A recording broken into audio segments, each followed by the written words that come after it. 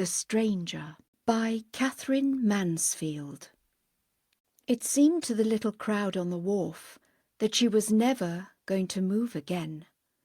There she lay, immense, motionless, on the grey, crinkled water, a loop of smoke above her, an immense flock of gulls screaming and diving after the galley droppings at the stern. You could just see little couples parading, little flies walking up and down the dish on the grey, crinkled tablecloth. Other flies clustered and swarmed at the edge.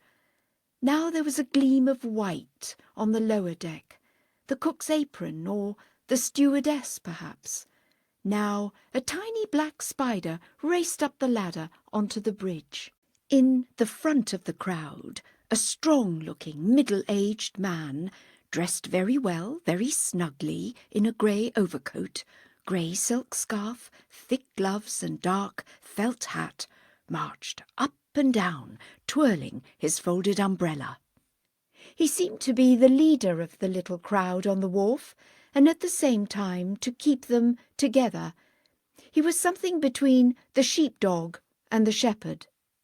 But what a fool! What a fool he had been not to bring any glasses. There wasn't a pair of glasses between the whole lot of them. Curious thing, Mr. Scott, that none of us thought of glasses. We might have been able to stir 'em up a bit. We might have managed a little signalling.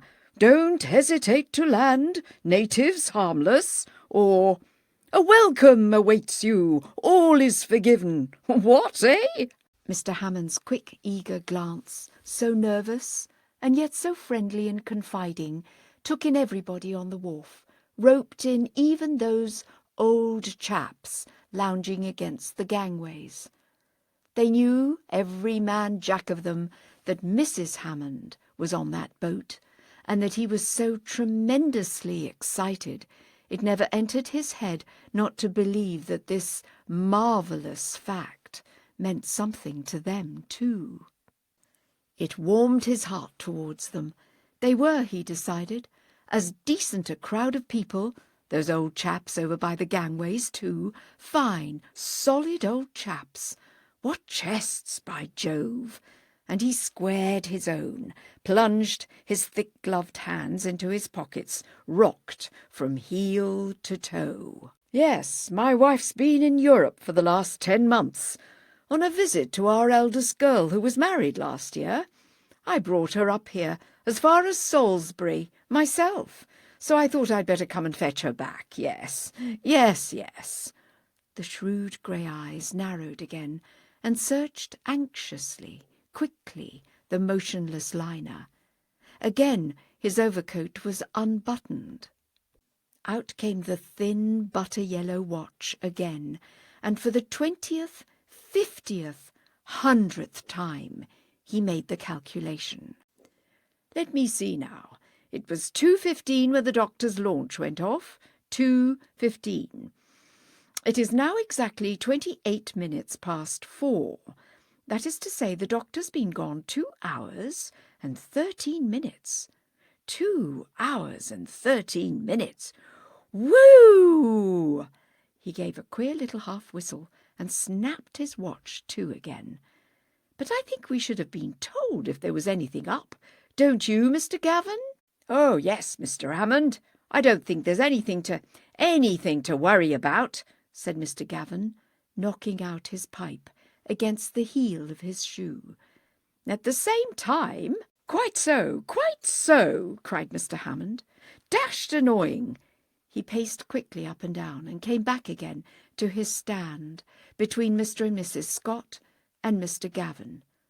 It's getting quite dark too, and he waved his folded umbrella as though the dusk at least might have had the decency to keep off for a bit. But the dusk came slowly, spreading like a slow stain over the water. Little Jean Scott dragged at her mother's hand. "I want my tea, Mammy," she wailed. "I expect you do," said Mr. Hammond. "I expect all these ladies want their tea." And his kind, flushed, almost pitiful glance roped them all in again. He wondered whether Janey was having a final cup of tea in the saloon out there. He hoped so. He thought not. It would be just like her not to leave the deck. In that case, perhaps the deck steward would bring her up a cup. If he'd been there, he'd have got it for her, somehow. And for a moment he was on deck, standing over her, watching her little hand fold round the cup in the way she had, while she drank the only cup of tea to be got on board. But now he was back here, and the Lord only knew when that cursed captain would stop hanging about in the stream. He took another turn, up and down, up and down. He walked as far as the cab stand, to make sure his driver hadn't disappeared. Back he swerved again to the little flock huddled in the shelter of the banana crates. Little Jean Scott was still wanting her tea. Poor little beggar. He wished he had a bit of chocolate on him. "Here, Jean," he said, "like a lift up?" And easily, gently, he swung the little girl onto a higher barrel. The movement of holding her, steadying her, relieved him wonderfully, lightened his heart. "Hold on," he said, keeping an arm round her. "Oh, don't worry about Jean, Mr. Hammond," said Mrs. Scott. "That's all right, Mrs. Scott, no trouble. It's a pleasure. Jean's a little pal of mine, aren't you, Jean?" "Yes, Mr. Hammond," said Jean, and she ran her finger down the dent of his felt hat. But suddenly she caught him by the ear and gave a loud scream. "Look, Mr. Hammond, she's moving! Look, she's coming in!" By Jove, so she was. At last she was slowly, slowly turning round. A bell sounded far over the water, and a great spout of steam gushed into the air. The gulls rose. They fluttered away like bits of white paper, and whether that deep throbbing was her engines or his heart, Mr. Hammond couldn't say. He had to nerve himself to bear it, whatever it was. At that moment, old Captain Johnson, the harbour-master, came striding down the wharf, a leather portfolio under his arm. "Jean'll be all right," said Mr. Scott. "I'll hold her." He was just in time. Mr. Hammond had forgotten about Jean. He sprang away to greet old Captain Johnson. "Well, Captain," the eager, nervous voice rang out again, "you've taken pity on us at last." "It's no good blaming me, Mr. Hammond," wheezed old Captain Johnson, staring at the liner.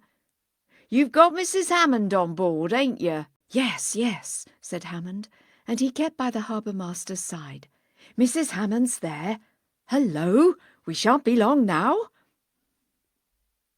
With her telephone ringing, the thrum of her screw filling the air, the big liner bore down on them, cutting sharp through the dark water so that big white shavings curled to either side. Hammond and the harbour-master kept in front of the rest. Hammond took off his hat. He raked the decks. They were crammed with passengers. He waved his hat and bawled a loud, strange "Hello!" across the water, and then turned round and burst out laughing and said nothing, to old Captain Johnson. "Seen her?" asked the harbour-master. "No, not yet. Steady. Wait a bit." And suddenly, between two great clumsy idiots, "Get out of the way there!" he signed with his umbrella. He saw a hand raised, a white glove, shaking a handkerchief. Another moment, and thank God, there she was. There was Janey. There was Mrs. Hammond. Yes, standing by the rail and smiling and nodding and waving her handkerchief. "Well, that's first class.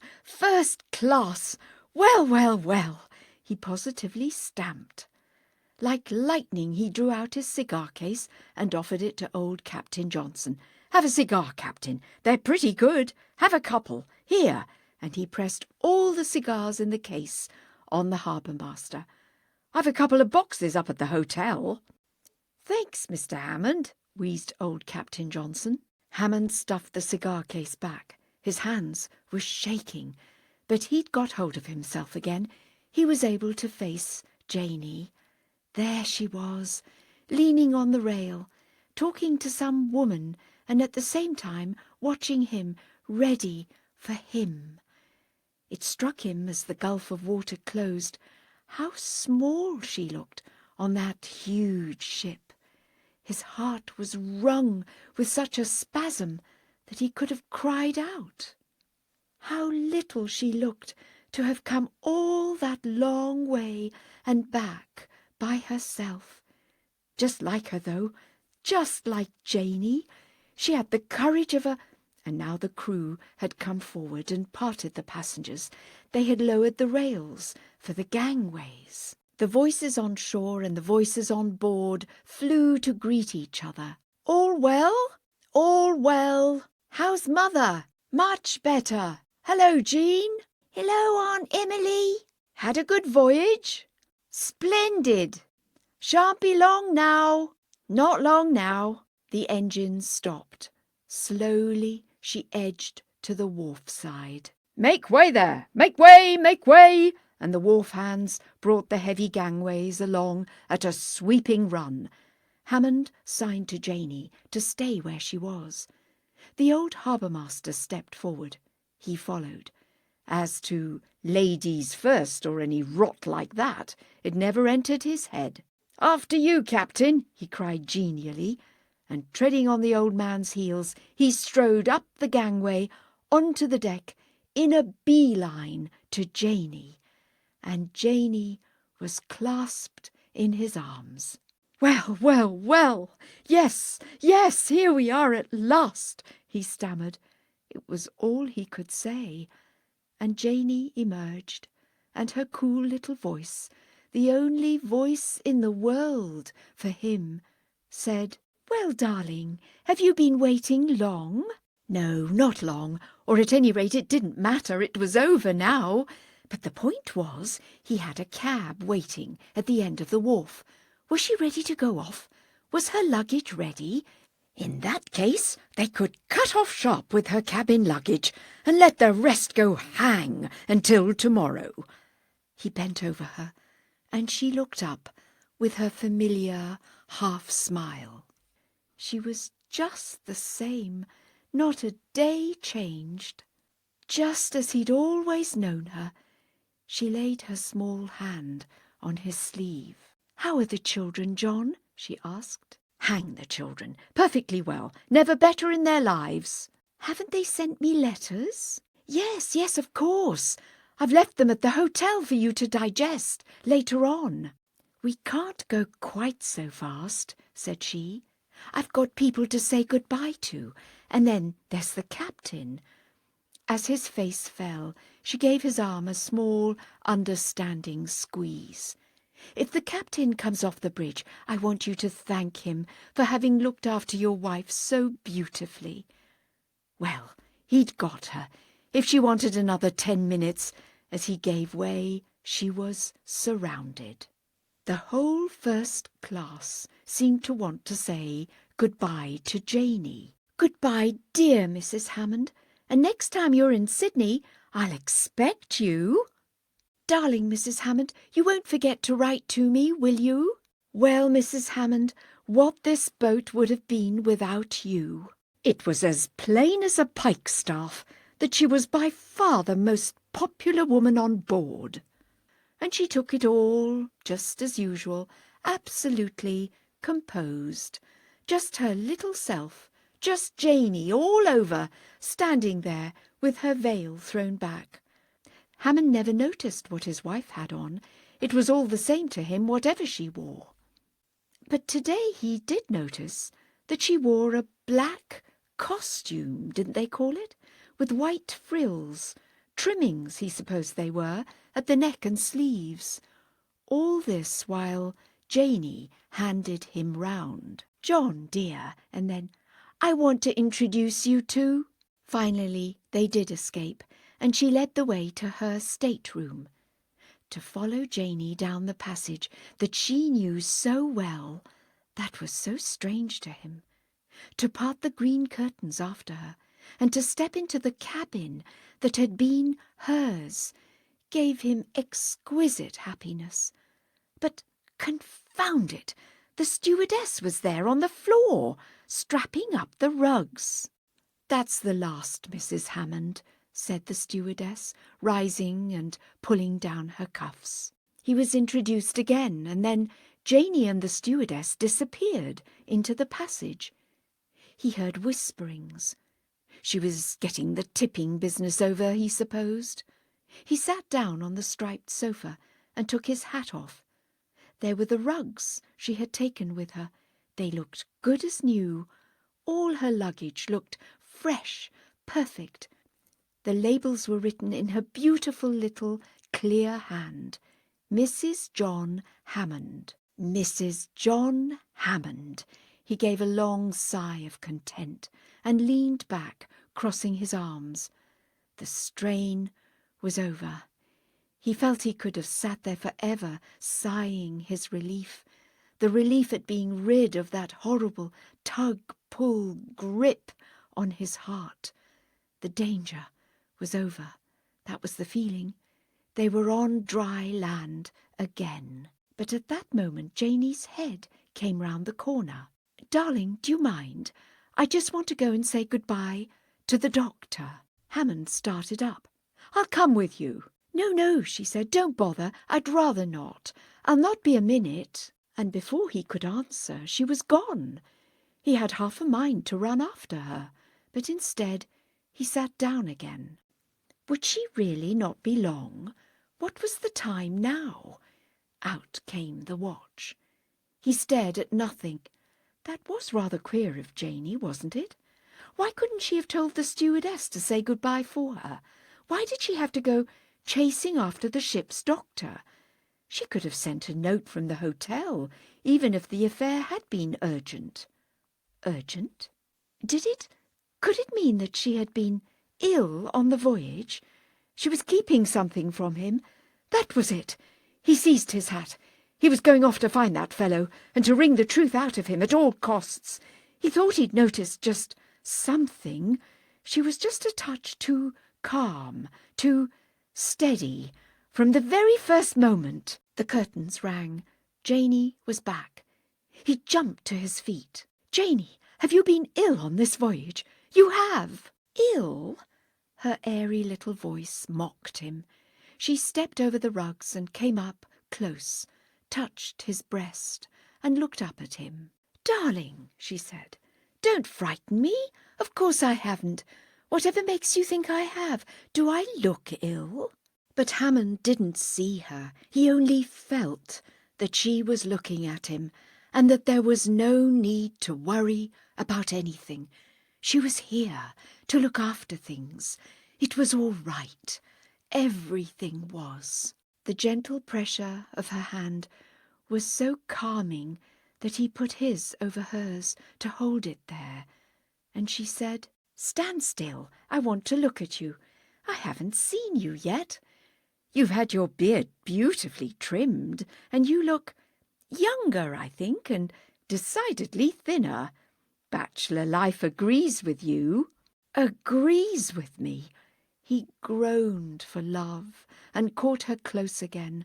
And again, as always, he had the feeling that he was holding something that never was quite his, something too delicate, too precious, that would fly away once he let go. "For God's sake, let's get off to the hotel so that we can be by ourselves." And he rang the bell hard for someone to look sharp with the luggage. Walking down the wharf together, she took his arm. He had her on his arm again, and the difference it made to get into the cab after Janey, to throw the red and yellow striped blanket round them both, to tell the driver to hurry because neither of them had had any tea. No more going without his tea or pouring out his own. She was back. He turned to her, squeezed her hand and said, gently, teasingly, in the special voice he had for her, "Glad to be home again, dearie?" She smiled. She didn't even bother to answer, but gently she drew his hand away as they came to the brighter streets. "We've got the best room in the hotel," he said. "I wouldn't be put off with another. And I asked the chambermaid to put in a bit of a fire in case you felt chilly. She's a nice, attentive girl.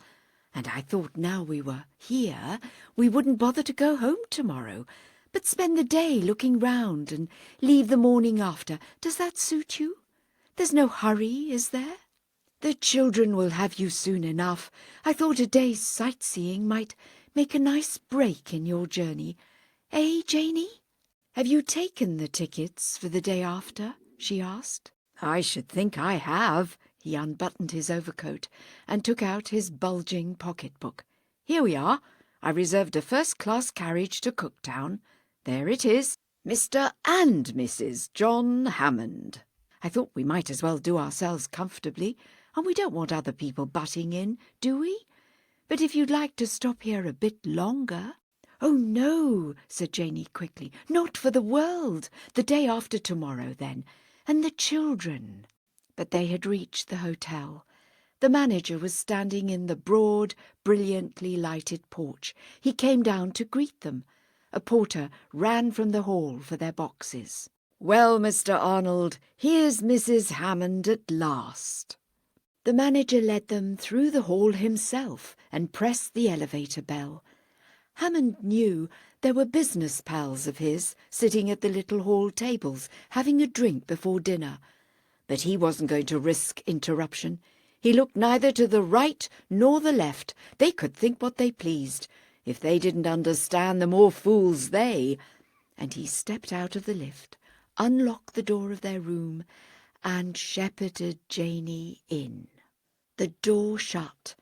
Now, at last, they were alone together.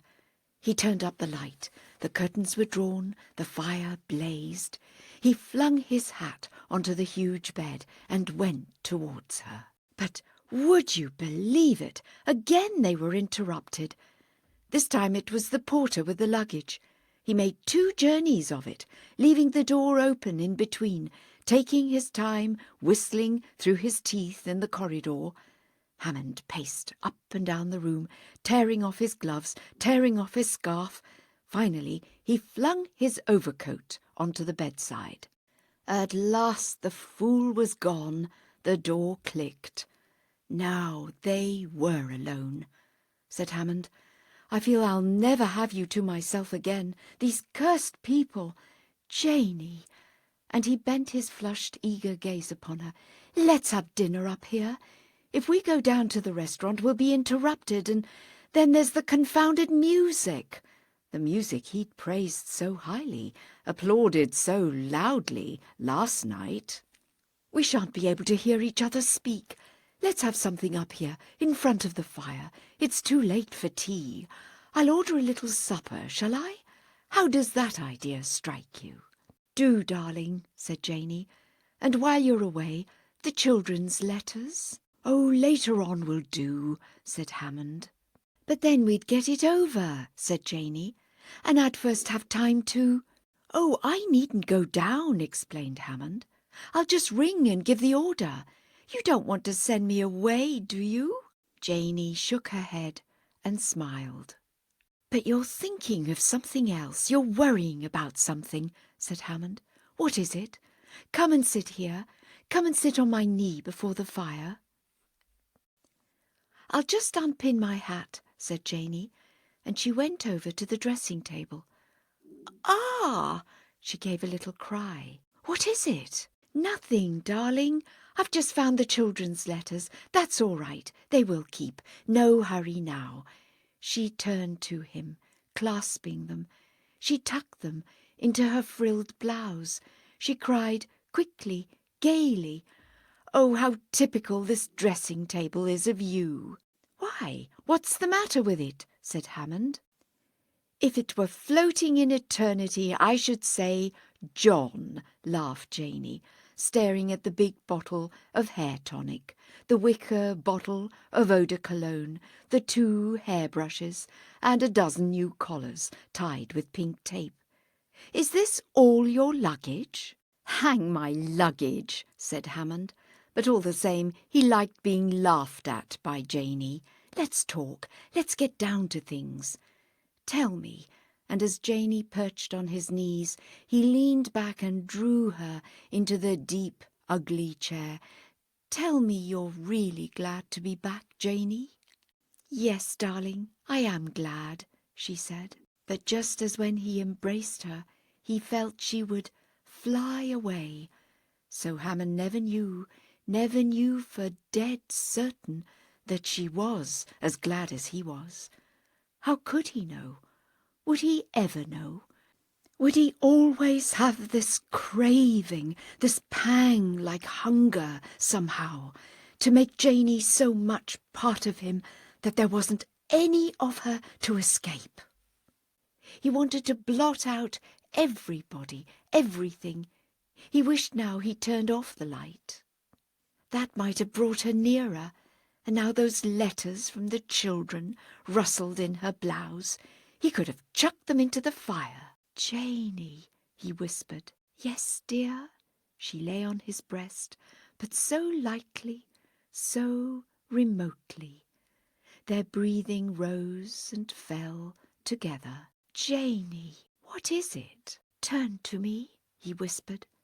A slow, deep flush flowed into his forehead. "Kiss me, Janey. You kiss me." It seemed to him there was a tiny pause, but long enough for him to suffer torture before her lips touched his, firmly, lightly, kissing them as she always kissed him, as though the kiss, how could he describe it, confirmed what they were saying, signed the contract.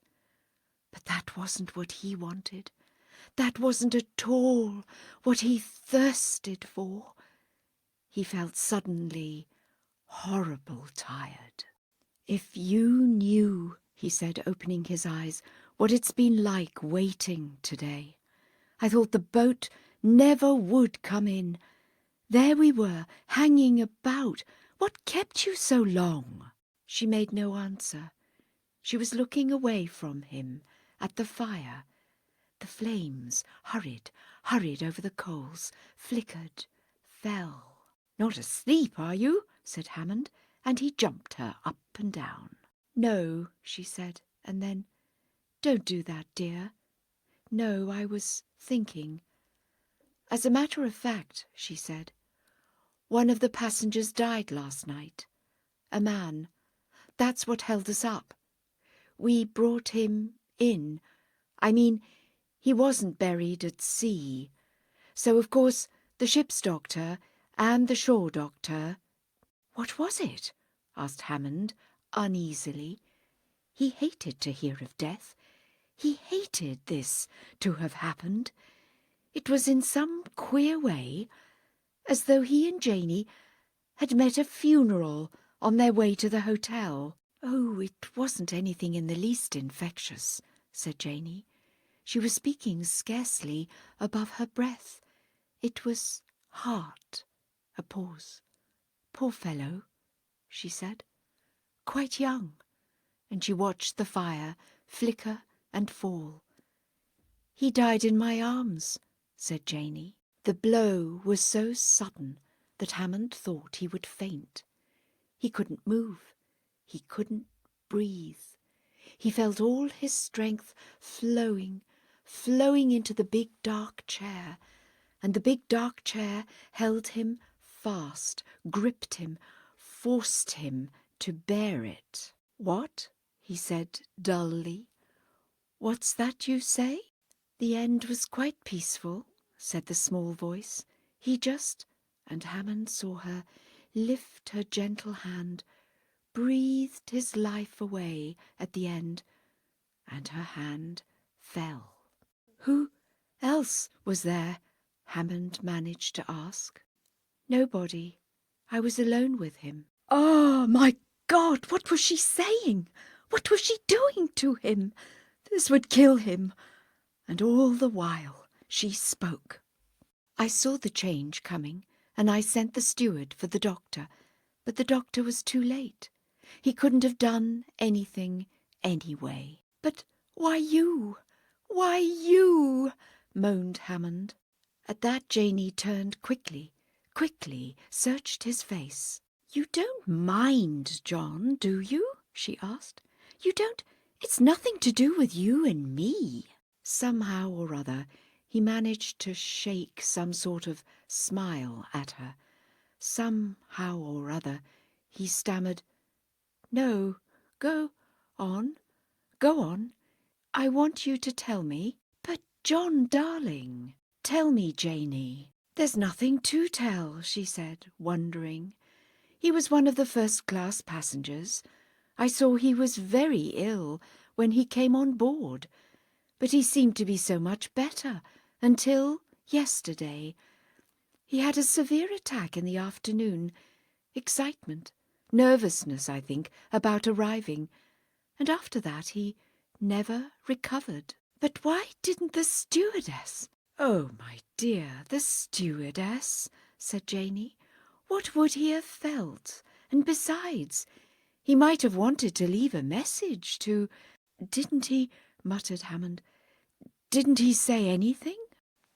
"No, darling, not a word." She shook her head softly. "All the time I was with him he was too weak. He was too weak even to move a finger." Janey was silent, but her words, so light, so soft, so chill, seemed to hover in the air, to rain into his breast like snow. The fire had gone red. Now it fell in with a sharp sound, and the room was colder. Cold crept up his arms. The room was huge, immense, glittering. It filled his whole world. There was the great blind bed, with his coat flung across it like some headless man saying his prayers. There was the luggage, ready to be carried away again, anywhere, tossed into trains, carted onto boats. He was too weak. He was too weak to move a finger. And yet he died in Janey's arms. She, who'd never once in all these years, never on one single solitary occasion. No, he mustn't think of it. Madness lay in thinking of it. No, he wouldn't face it. He couldn't stand it. It was too much to bear. And now Janey touched his tie with her fingers. She pinched the edges of the tie together. "You're not sorry I told you, John, darling? It hasn't made you sad? It hasn't spoilt our evening, our being alone together?" But at that he had to hide his face. He put his face into her bosom, and his arms enfolded her. Spoilt their evening? Spoilt their being alone together? They would never be alone together again.